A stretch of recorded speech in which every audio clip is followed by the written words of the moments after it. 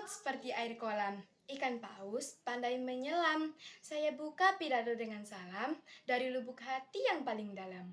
Assalamualaikum warahmatullahi wabarakatuh. Alhamdulillahirabbil alamin wa bihi nasta'in ala umuri dunya waddin wassalatu wassalamu ala rasulillah wa ala alihi wa sahbihi ajmain amma ba'du. Pertama, marilah kita bersyukur kepada Allah Subhanahu wa taala yang telah memberi karunia-Nya kepada kita sehingga pada kesempatan yang baik ini kita bisa berkumpul dalam keadaan sehat walafiat. Salawat serta salam semoga tetap tercurah limpahkan kepada junjungan kita Nabi besar Muhammad Sallallahu Alaihi Wasallam, karena dengan ajaran beliaulah kita bisa menemukan jalan terang yang diridhoi oleh Allah Subhanahu Wa Taala. Pada kesempatan kali ini, saya akan menyampaikan pidato dengan tema pemanfaatan media sosial untuk meningkatkan literasi dan nilai keislaman. Indonesia tumbuh, Indonesia tangguh. Hadirin sekalian, semakin kesini teknologi dan media digital menjadi bagian yang tak terpisahkan dari kehidupan kita, termasuk juga dalam dunia pendidikan. Di zaman sekarang ini, setiap hari bahkan setiap jam kita selalu bergantung pada teknologi dan internet. Tanpa kita sadari bahwa dunia semakin kejam dan penuh tantangan. Sekarang internet menjadi bagian yang begitu mudah dan praktis untuk mengetahui berbagai persoalan, baik masalah-masalah ringan seputar ibadah, bahkan sampai masalah yang sangat pelik sekarang. Banyak sekali yang namanya Google, YouTube, TikTok, Facebook, Twitter, Instagram, dan masih banyak lagi.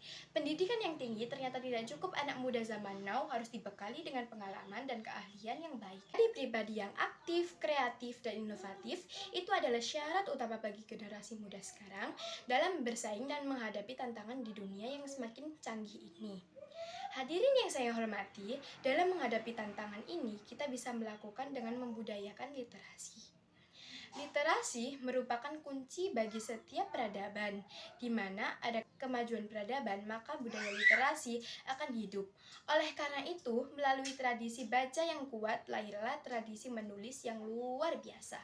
Literasi media sosial yang buruk akan berujung pada banyaknya perilaku negatif yang terjadi di sosial seperti penyebaran berita hoaks, perundungan, hingga kekerasan berbasis gender yang dilakukan secara daring. Setiap informasi yang kita dapat harus kita sikapi dengan bijaksana dan kritis. Derasnya arus informasi harus dikelola sedemikian rupa supaya menjadi hal-hal yang produktif. Sekarang ini banyak generasi muda yang menghabiskan waktunya berjam-jam di depan layar HP hanya untuk memantau keadaan orang lain. Oleh karena itu, kita sebagai generasi muda Indonesia harus meluangkan waktu untuk membaca. Budaya literasi semacam itulah yang harus kita biasakan supaya kita bisa menjadi generasi muda yang tangguh secara intelektual, moral, dan akhlak. Mari kita bersemangat untuk menghadapi tren milenial dengan melek digital dan jangan loyo sebagai generasi muda yang tangguh. Terakhir, izinkan saya mengutip ungkapan Bung Hatta. Belajar tanpa berpikir itu tidak ada gunanya, tapi berpikir tanpa belajar itu sangatlah berbahaya. Pisau menggores menjadi luka, rasanya amatlah pedih. Cukup sekian dari saya haturkan terima kasih. Wassalamualaikum warahmatullahi wabarakatuh.